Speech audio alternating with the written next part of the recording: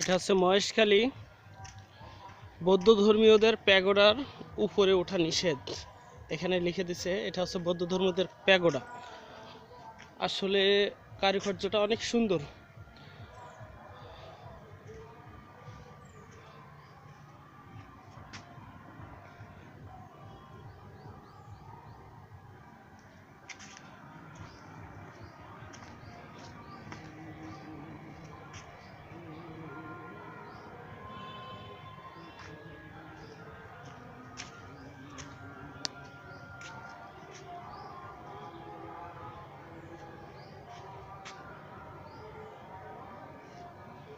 আমি চারিপাশটা ঘুরিয়ে আপনাদেরকে দেখাচ্ছি।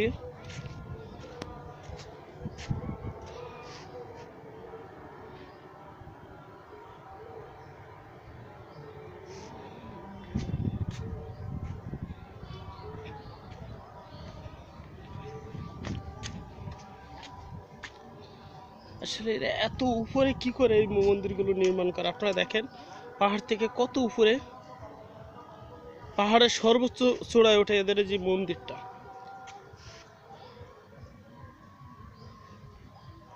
আসলে খেয়াল করে দেখেন বৌদ্ধ ধর্মের জন্য, কিন্তু এখানে কে যেন লিখে দিছে রাম নারায়ণ রাম।